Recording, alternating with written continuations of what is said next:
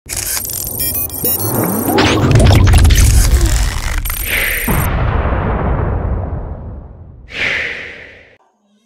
ní ìdí àti tanra wa o. A ní ìdí láti tanra wa o. Gbogbo ohun tó ní kálukú bá mọ̀, bóyá Ọlọ́run ló máa pè, tí ló máa pe Ọlọ́run rẹ dáadáa o, pẹ̀lú orílẹ̀-èdè tá a wà nínú rẹ̀ yìí o. Ìwọ tó bá jẹ́ pé Quran ló believe nínú rẹ̀, gbé Quran rẹ kó dì máyà dáadáa. Ìwọ tó bá jẹ́ pé Bible ló believe nínú rẹ̀, gbé láti ìsìn lọ kó dì máyà dáadáa. Ìwọ tó bá sì jẹ́ pé ká sín gbẹ́rẹ́, ká lo oògùn ọ̀bọ̀n, ká ṣe afọ́bọn, òkùgbẹ́, arúngò, àfẹ́ẹ̀rí ló nígbàgbọ́ nínú rẹ̀. Tètè múra kó tètè bẹ̀rẹ̀ sí máa ṣe o. War is around the corner in this country o. War is around the corner o. Ogun ò dàbí ẹ̀kọ́, kò dàbí yẹn o. Kò sẹ́ni tó gbàdúrà ogun o. Ṣùgbọ́n pẹ̀lú situation tí orílẹ̀-èdè ń bá lọ, pẹ̀lú ohun tí ń ṣẹlẹ̀ lórílẹ̀-èdè day by day, war is around the corner in this country o. Ìbànújẹ́ ní ń jẹ́ fún wa o. Ìbànújẹ́ ọkàn ní ń jẹ́ fún wa o. Tí orílẹ̀-èdè bá fẹ́ pín, kò yẹ kó bí ogun o. Ṣùgbọ́n a ní àwọn aṣáájú, àwọn olóríire, a ní àwọn aṣáájú re, a ní àwọn aṣáájú tí wọ́n bẹ̀rù Ọlọ́run tó sì bẹ̀rù àtúbọ̀tán. A ní àwọn aṣáájú tó jẹ́ pé kì í ṣe titi wọn nìkan. A ní àwọn aṣáájú tó jẹ́ pé titi àwọn ẹlòmíì ó jẹ wọ́n lógún bí kò ṣe ti ìmọ̀ ara wọn nìkan ló jẹ wọ́n lógún. Àwọn aṣáájú tá a ní lórílẹ̀-èdè nìyẹn o, ní fìyà jẹ wá o. War is around the corner in this country. Gbogbo ohun tó o bá mọ̀ láti fi protect ara rẹ, láti fi protect àwọn ọmọ rẹ, láti fi protect family rẹ, oníkálukú tètè múra sí láti ṣe ni o. Oníkálukú tètè múra sí láti ṣe ni o. Ẹ jẹ́ á wo instances, ẹ̀wọ̀n tó ṣẹlẹ̀ ní Yaba, ẹ̀wọ̀n tó ṣẹlẹ̀ ní Yaba recently. Tó ṣẹlẹ̀ ní Yaba recently, aṣáájú ilẹ̀ Yorùbá mélòó ló jáde? Aṣáájú ilẹ̀ Yorùbá mélòó la gbọ́ tó sọ̀rọ̀? Àwọn Arẹwà, àwọn Haúsá, Fúlàní, wọ́n fèsì ọmọ Yorùbá, wọ́n fèsì àwọn Yorùbá. Aṣáájú ilẹ̀ Yorùbá mélòó ló sọ̀rọ̀? Wọ́n ṣàtúnṣe ni o, wọ́n àní ṣàtúnṣe ni o, wọ́n bá wọn yanjú rẹ̀ ni o, wọ́n àní bá wọn yanjú rẹ̀ ni o. Sáà ti rí pé war is around the corner in this country. Ẹ tún wá wò léni lọ́sàn-án yìí ní LASU níwájú Lagos State University. Ẹ wo bí àwọn Haúsá, Fúlàní ṣe ń destroy property àwọn èèyàn wa nílẹ̀ Yorùbá. Àwọn aṣáájú ilẹ̀ Yorùbá mélòó ló sọ̀rọ̀? Àwọn military officers wọ́n sì wà níbẹ̀, wọ́n wá ń guide àwọn tí ń bà dúkìá wa jẹ́. Àwọn soldiers wọ́n wà níbẹ̀, wọ́n ń guide àwọn tí ń bà dúkìá wa jẹ́ nílẹ̀ Yorùbá. Wọ́n á rí nǹkan kan ṣe sí o. Aṣáájú ilẹ̀ Yorùbá mélòó ló sọ̀rọ̀? Aṣáájú ilẹ̀ Yorùbá mélòó lẹ gbọ́ tó jáde? Aṣáájú ilẹ̀ Yorùbá mélòó ló banújẹ́ lórí ìṣesí yìí? Ṣé wọ́ sógun ọ̀wá tí ìmọ̀ sógun ò tí ì dé? Gbogbo ẹ̀yin ọmọ Yorùbá, ẹ̀rín yín ń pa mí tẹ́ ń sọ pé àfogun. Ogun ti wọlé already o. Ẹ jẹ́ ká fura o. Ogun ti wọlé already o. Ogun ti wọlé already o. Òun lélẹ́yìí o. Òun lélẹ́yìí o. Ọmọ fẹ́ fi hàn yín.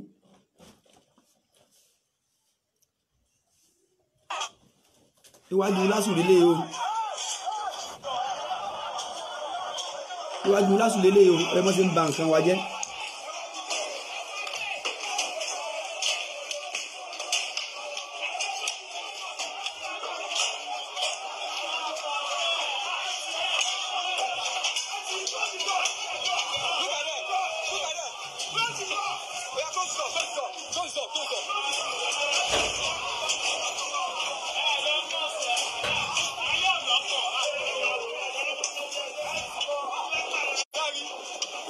Shari,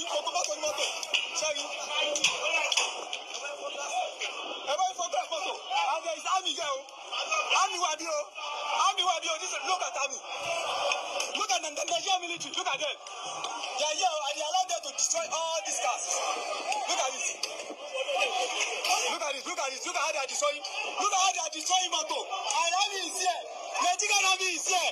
Nigerian army is here. And they are destroying cars. They are destroying cars. Look at them. Look at them. Look at them. They are destroying cars. Look at the Nigerian army. Look at the Nigerian army and police.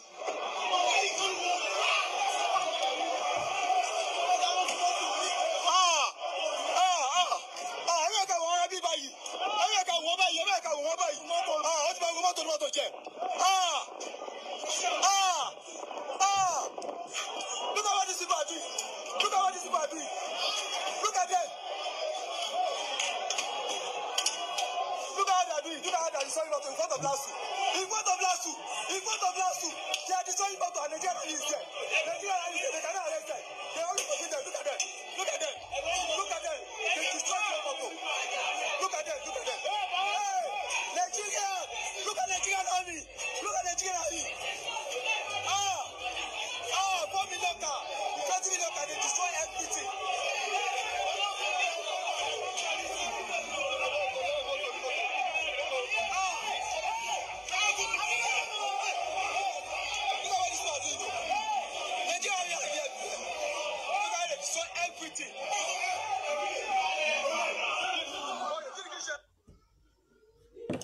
So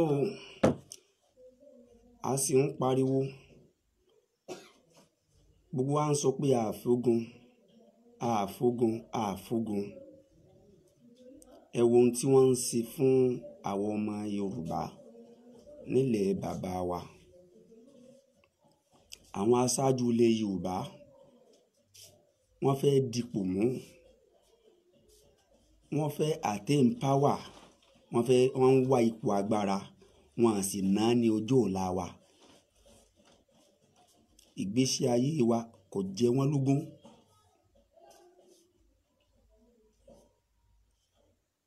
Future wa kò jẹ wọ́n lógún. Life wa kò nítumọ̀ lọ́dọ̀ wọn. Ẹ wúrú ń tó ṣẹlẹ̀ ní Lásù lénìí. Aṣáájú mélòó lẹ tí gbọ́ nǹkan kan tó ti sọ̀rọ̀ tó ti fi ìbànújẹ́ hàn lórí ń tó ṣẹlẹ̀ yìí. Aṣáájú ilẹ̀ Yorùbá mélòó ló fi ìbànújẹ́ hàn lórí ń tó ṣẹlẹ̀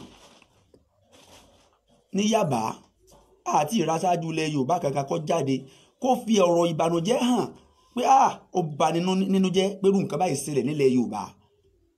Àti ìraṣáájú kankan nílẹ̀ Yorùbá ẹ dákun ẹ jẹ́ á máa tẹ love like. Àti ìraṣáájú kankan tó jáde tó sọ̀rọ̀ lórí kó fi ìbànújẹ́ hàn lórí ń tó ṣẹlẹ̀ ní Lásù. Lagos State University Hausa Fulani wọ́n bà nǹkan ẹwà dúró properties tí wọ́n bàjẹ́ nílẹ̀ Yorùbá. Àwọn aṣáájú wa wọ́n rí yẹn rò kò tó nǹkan kan, kò jẹ́ nǹkan kan lójú wọn, kò nítumọ̀ lójú wọn. Ipò tí wọ́n fẹ́ sí yẹn ó paramount sí wọn. Àwọn sọ́jà wọ́n guide àwọn criminals láti bà dúkìá wa jẹ́. Àwọn soldiers, àwọn military officers wọ́n guide the criminals láti destroy life and properties in our land. Àwọn soldiers wọ́n wá ń wá láti arrest ẹni tó ń ṣe kíni, ẹni tó fẹ́ gba àwọn èèyàn rẹ̀ là. Wọ́n fi àwọn bandits sílẹ̀, wọ́n wá láti arrest bandits. Wọ́n fi àwọn terrorists sílẹ̀, wọ́n wá láti arrest terrorists. Wọ́n fi àwọn criminals bí àwọn tó ń destroy properties níwájú Lásù yìí, wọ́n fi wọ́n sílẹ̀, wọ́n arrest wọn. Àwọn soldiers are there guiding them to destroy our properties. Àwọn soldiers wà níbẹ̀, wọ́n wà wájú Lásù, wọ́n tún páàkì mọ́tò yìí lọ́ọ̀tì soldiers síbẹ̀, wọ́n sì ń destroy properties, wọ́n destroy, wọ́n bà nǹkan ní wájẹ́ nílẹ̀ Yorùbá. Àwọn soldiers ń guide wọn, wọ́n dúró pẹ̀lú wọn láti máa bà dúkìá wa jẹ́, láti máa bà property wa jẹ́. Our soldiers are guiding criminals in this land, but wọ́n ready láti arrest ẹni tó ṣe kíni, ẹni tí ò fẹ́ kí wàhálà ó ṣẹlẹ̀ ní Nàìjíríà. wọ́n fẹ́ arrest olóyè Sunday Igboho ẹni tí ó fẹ́ kí wàhálà ó ṣẹlẹ̀ tí ó tó ẹni tí ń wá bó ni tó ń wá abolition of terrorists ẹni tó ń wá bó ni ìwà terrorist ìwà ìjínigbé ìwà báni bó ni ó ṣe dókun gbàgbé bí ó ní ó ṣe parẹ́ bó ni irú ṣẹlẹ̀ burúkú yóò ṣe ní ṣẹlẹ̀ mọ́ wọ́n wá fi ẹ̀tẹ́lẹ̀ wọ́n ń palàpalàpà just because of power tẹ́ ẹ bá gbàgbára ọ̀hún tán àwọn wo lẹ fẹ́ rúùlù sáwà tẹ́ ẹ máa rúùlù náà lẹ fẹ́ máa palẹ̀ ń pa yìí àwa tẹ́ ẹ fẹ́ rúùlù náà àwa náà lẹ ń pa yìí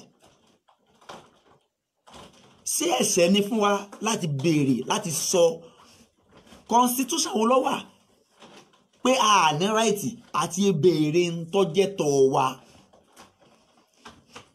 inú ìwé òfin wo ló wà apart from ká sọ biblically a ní ráìtì láti béèrè ẹ̀tọ́ wa quranically a ní ráìtì láti béèrè ẹ̀tọ́ wa constitutionally gan Nigeria constitutionally ó fi àyè lẹ̀ fún wa láti express opinion wa láti béèrè ẹ̀tọ́ wa ẹni tó bá ti wá sọ̀rọ̀ tó ti béèrè ẹ̀tọ́ rẹ̀ ó ti wá di ẹ máa lépa ẹ̀mí rẹ̀ ẹ máa lé láti àráàsì ẹ máa lé láti gbẹ̀mí rẹ̀ láti odidi ọba aládé is a shame on all the Yorùbá leaders pé wọ́n gba adé wọ́n gbẹ̀wù lọ́rùn ọba aládé shame on all the Yorùbá leaders ojú ti ọ̀rẹ́ mi ojú òtì mi gbogbo aláìlójútì lérú ẹni bẹ́ẹ̀ olórí ibú ẹ̀dá ní gbogbo ọmọ ilẹ̀ Yorùbá tó bá jọ sọ pé ìdójútì tán fún bàbá wa ọba aládé tí wọ́n gbé nítorí pọ́ sọ òdodo ọ̀rọ̀ yìí pé kì í ṣe ìdójútì ilẹ̀ gbogbo ilẹ̀ Yorùbá ní olórí ibú ẹ̀dá ọmọ Yorùbá ló máa sọ pé kì í ṣe ìdójútì gbogbo ọmọ Yorùbá tó sì lọ́wọ́ sí bọ́n sí harass bí wọ́n ṣe molest bàbá ọba aládé bàbá wa tí wọ́n sọ̀rọ̀ tí wọ́n sì support tí wọ́n sọ̀rọ̀ lórí ẹ̀tọ́ àti lórí ìdásílẹ̀ Yorùbá nation torí pé wọ́n mọ̀ pé tọ́tọ́ ni wọ́n sì ní sí nídìí àbòsí gbogbo ẹni tó wà nídìí bí wọ́n ṣe gbé bàbá náà bí wọ́n ṣe gbé ọba náà bí wọ́n ṣe arrest bàbá náà pẹ̀lú ògo Ọlọ́run ẹ̀ ní lálẹ́ ẹ̀ sì ní lẹ́yìn tọmọtọmọ torí pé ìdójútì gbogbo ilẹ̀ Yorùbá ni emir mélòó ni wọ́n harass ni wọ́n arrest ni wọ́n molest bí wọ́n ṣe harass ọba aládé ilẹ̀ Yorùbá yìí emir mélòó ni wọ́n harass báyìí emir mélòó sọ́tà mélòó ni wọ́n ṣe kíni ni wọ́n tàbùkù báyìí tí wọ́n gba adé lórí ẹ̀ tí wọ́n gba ìlẹ̀kẹ̀ lọ́rùn rẹ̀ tí wọ́n gbaṣọ lọ́rùn rẹ̀ emir mélòó ni wọ́n tàbùkù báyìí sọ́tà mélòó ni wọ́n tàbùkù báyìí kí ló wá dé tó jẹ́ pé àwa náà ẹ̀yin aṣáájú wa ẹ̀yin lẹ wá ń tà wá ìdójútì yín ni o olórí ibu ni olórí ibu ni yín gbogbo ẹ̀yin tẹ́ ẹ wà nídìí bí wọ́n ṣe gbé bàbá náà tí wọ́n arrest rẹ̀ tó sì jẹ́ ìdójútì fún gbogbo ilẹ̀ Yorùbá gbogbo ọ̀ràn yẹ gbogbo ilẹ̀ Yorùbá ni lọ́jọ́ ìdójútì rẹ̀ kódà kó jẹ́ pé bàbá náà ṣe ń tó burú kó jẹ́ pé bàbá náà ṣe ń tó burú kó jẹ́ pé ń tó burú ni bàbá náà ṣe gẹ́gẹ́ bí aṣáájú kan nílẹ̀ Yorùbá gbogbo ẹ̀yin tẹ́ ẹ wà nípò agbára tẹ́ ẹ sì jọmọ Yorùbá tẹ́ ẹ wà nípò agbára ó yẹ kẹ́ ẹ lè lo agbára yẹn lórí bọ́n ṣe ní ṣe fi ẹrẹ̀ rẹ gbogbo ilẹ̀ Yorùbá lára bàbá náà tí wọ́n ṣe kíni tí wọ́n fi ẹrẹ̀ rẹ lára bàbá náà tí wọ́n harass gbogbo tí ń jẹ́ ìran Yorùbá náà harass ẹ̀yin aláìlójútì gbogbo yìí ojú òtí ni tójú bá tì yín ẹ mọ̀ pé ìdójútì tán fún bàbá yìí gbogbo tí ń jẹ́ ìran Yorùbá náà dójútì àbùkù tí wọ́n fi kan bàbá yìí gbogbo tí ń jẹ́ ìran Yorùbá ni wọ́n fi àbùkù kan mélòó lẹ gbọ́ tí wọ́n harass àwọn emir tí wọ́n arrest wọn tí wọ́n harass wọn tí wọ́n gbaṣọ lọ́rùn wọn tí wọ́n gbàlẹ̀kẹ̀ tí wọ́n gba gbogbo ohun tí wọ́n fi ń ṣe gbogbo ohun tó jẹ́ nǹkan ẹ̀ṣọ́ ara tí wọ́n àwọn ọmọlẹ́yìn wọn fi mọ̀ pé olórí ni wọ́n mélòó lẹ gbọ́ pé wọ́n ti arrest wọn mélòó lẹ́nu arrest emir ní north gbogbo ẹ̀yin aṣáájú ilẹ̀ Yorùbá ẹ wá bu ẹ̀kẹ́díwọ́ wọ́n sì ń arrest wọ́n harass wọ́n molest odidi ọba aládé nílẹ̀ Yorùbá ẹ sì bu ẹ̀kẹ́díwọ́ ẹ̀yin làbùkù ẹ̀ kàn kò yé ni ẹ̀yin làbùkù rẹ̀ kàn ẹ wá ń fẹ̀sìn ara yín síta subhanallah makamakan ló yẹ kàn àbùkù tẹ́ ẹ fi kàn ọ́n ẹ ti jẹ́ kàn mọ bẹ́ẹ̀ ṣe mọ́ irú àbùkù tán fi kàn bàbá wọn yóò padà kàn ẹ̀yin náà àbùkù tí wọ́n fi kàn bàbá yẹn tẹ́ ẹ rí nǹkan kan ṣe sí tẹ́ ẹ lè dìde kẹ́ ẹ ṣùgbà bàbá yẹn kódà kọjá pé bàbá yẹn ṣe ti ọ̀dà á lé ẹlẹ́yọrọ lọ ká tó fàbọ̀ bá di yẹ inú ilé láti wá padà báwí kì í ṣèta láti wá máa fa àbùkù kan àbùkù tó kàn ó ti kan gbogbo ọ̀ràn Yorùbá inú yẹn dùn àbí ẹ̀yin tẹ́ ẹ jẹ́ ọ̀tá Yorùbá nation tẹ́ ẹ sì jọmọ Yorùbá inú yẹn dùn pé àwọn ti gbé bàbá yẹn láti fa àbùkù kan gbogbo ilẹ̀ Yorùbá náà fa àbùkù kan kò yí ọ ní torí ẹ bá pé tọpọlọ rẹ pé wàá mọ̀ pé ojú ti ọ̀rẹ́ mi ojú òtì mi olórí ibú nírú ẹni bẹ́ẹ̀ wọ́n fa àbùkù kan ọ̀rẹ́ rẹ ìwà àtọ̀rẹ́ rẹ lòdì wọ́n wá tàbùkù rẹ̀ láti tàbùkù wọ́n náà ọmọ ajá lẹ́yìn wọ́n na ajá rẹ̀ ìwọ náà nà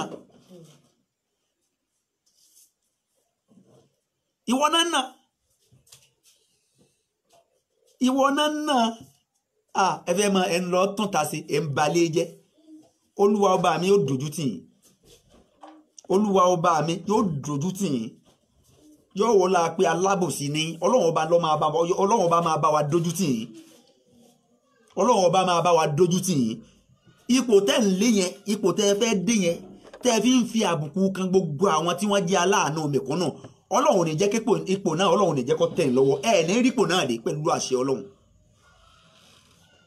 ipò náà ẹ̀ ní rí dé ẹ máa bá wa tẹ love like kẹ́sì máa bá wa share program yìí.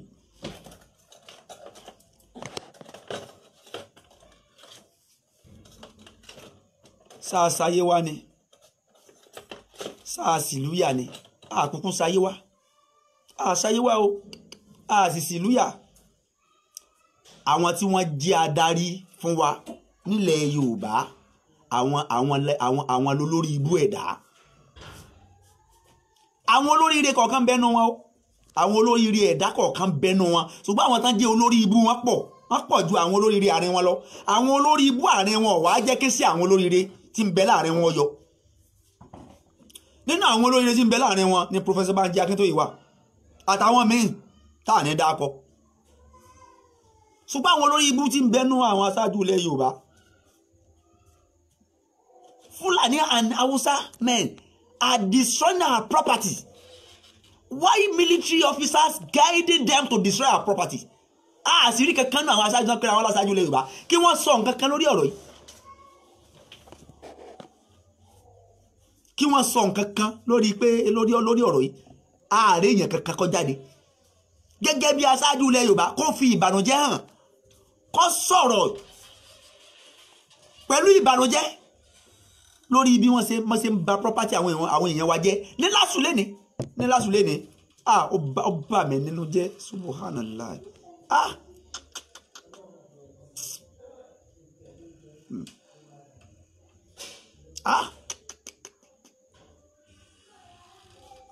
ọlọ́run ọba o subhanallah ẹ wọ́n ṣe ń ba dúkìá jẹ́ ẹ wọ́n ṣe ń ba property wa jẹ́ Fulani and Hausa men collude together destroy our properties destroy our life ààrí kankan nu àwọn aṣáájú ilẹ̀ Yorùbá kan jáde lórí ọ̀rọ̀ yìí ṣùgbọ́n tó bá ti wá rẹ́ni eré kan tó láàánú mẹ̀kúnnù tó ń jà fún mẹ̀kúnnù tó ń wá bí mẹ̀kúnnù ó ṣe succeed in life irú ẹni bẹ́ẹ̀ náà máa wá gbógun tì wọ́n á gbógun ti ìwà àbàjẹ́ tí ń bẹ láàrin wa mọ́ wọ́n á gbógun ti ìjínigbé tí ń bẹ láàrin wa mọ́ wọ́n á gbógun ti corruption tí ń bẹ láàrin wa mọ́ wọ́n á gbógun ti bò ní gbé subhanallah ẹni tó wá jẹ́ ni eré tọ́lọ́run ọba gbé dìde ẹni tó jẹ́ ni eré tó wá dúró lórí bí ìgbésí ayé mẹ̀kúnnù ó ṣe dáa ẹ wá nìkan tó lọ ẹ wá ń plot ẹ ń ṣe meeting upon meeting just because you wanted to attain your power you will not succeed. By God's grace, you will not succeed. We are in big problem. We are in big. So, ogun ti war is around the corner in this Yoruba land. War is around the corner in this country as a whole.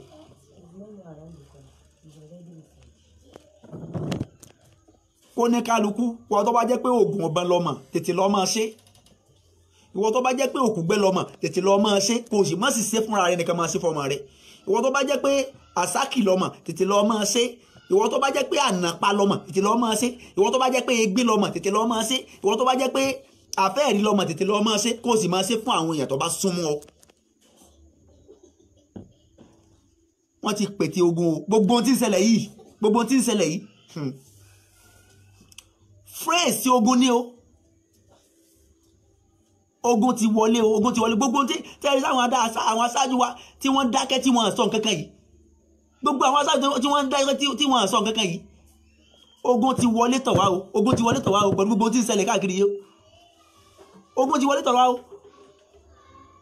country tí sọ́jà ò ti mú àwọn criminal mọ́ ẹ̀ ráwọn tán destroy properties ní lásù ni tí wọ́n ń ba dúkìá tí wọ́n ń ba ẹ̀mí wọ́n rẹ́dí àti pa ẹrù gbogbo ẹ̀mí tí wọ́n bá mẹ́yìn both Fulani and Hausa men destroying our properties at the front of Lasu Gate in Lagos. Àwọn military officers àwọn supervise wọn wọ́n wá ń guide wọn àwọn dúró tí wọ́n pé kàn máa ba property yẹ ẹ wá lógun ò tí wọlé tọ̀ wá ogun ti wọlé tọ̀ wá àwa ni ká tètè dira ká tètè máa dira ká máa gbáradì kógun yẹn wọ́n máa bá mú ọ̀pọ̀lọpọ̀ ẹ̀mí lọ tá a bá ti ń gbáradì ó ṣeé ṣe kógun yẹn wọ́n máa mú ẹ̀mí tọ́pọ̀ lọ ṣùgbọ́n láì bá gbáradì Ọlọ́run má jẹ́ ká padà kábàámọ̀ o láì bá gbáradì in tó ń ṣẹlẹ̀ yìí ó ti kọjá pé àfogun o gbogbo wọn àfogun tètè tí ẹ bá tójú ẹ bá fọ́ etí ẹ di tètè ẹ bá di ojú ẹ fọ́ owó orí social media tó bá ní social media tó bá rí social media tó bá ní Android lọ́wọ́ àwọn tó bá ní Android phone lọ́wọ́ lọ bèrè kó ní kàn fi hàn ẹ́ níbi tí àwọn criminals àwọn hoodlum tí wọ́n ti ń ba properties jẹ́ tí àwọn military officers tí wọ́n sì dúró tí wọ́n sì guide wọn pé ká máa bàjẹ́ àwọn tí wọ́n wá jẹ́ ní ire tí wọ́n fẹ́ràn mẹ̀kúnnù wọ́n sì ń hàn tí wọ́n sì ń lé wọn kiri láti arrest wọn ṣé country nìyẹn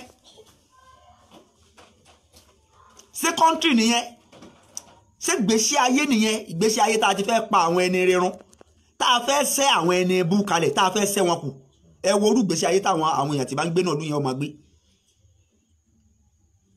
ìlú tá a ti fẹ́ pa àwọn èèyàn rẹ́ a fẹ́ pa wọ́n rẹ́ à ń lé ẹ̀mí àwọn èèyàn rẹ́ kiri ìlú tá a ti lé ẹ̀mí àwọn èèyàn rẹ́ kiri tá a fẹ́ pa ẹ̀mí wọn run tá a sì fẹ́ ṣẹ́ ẹ̀mí àwọn èèyàn burúkú tá a fẹ́ kọjá pé àwọn èèyàn burú àwọn ni wọ́n máa ṣẹ́kù tí wọ́n á máa ṣàkóso ìlú tí wọ́n á máa ṣèlú tí wọ́n á máa control àwọn èèyàn ṣé ìgbésí ayé gidi nìyẹn irú ìgbésí ayé yẹn àwọn àbẹ̀lọ́run rẹ̀ gbogbo àwọn tán lè fẹ́ tọ́n tí wọ́n fẹ́ tọ́n oore tí wọ́n fẹ́ dorí nǹkan kodò mọ́ wa lọ́wọ́ Ọlọ́run dákun bá wa dojú wọn bolẹ̀.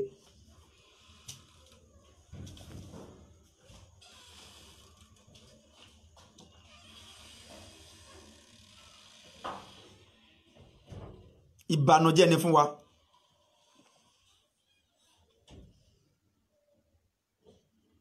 ìbànújẹ́ ní fẹ́ nítorí ẹ̀ bá pé nílẹ̀ Yorùbá ìbànújẹ́ ńlá ni kírù nǹkan báyìí wọ́n máa ṣẹlẹ̀ ká sì máa kọ ìhà kọ̀ọ̀kan mẹ́sì kírù nǹkan báyìí wọ́n máa ṣẹlẹ̀ ká máa sọ pé kọ̀ọ̀kan wá kí ni ọ̀kan wá kí ni ọ̀kan wá.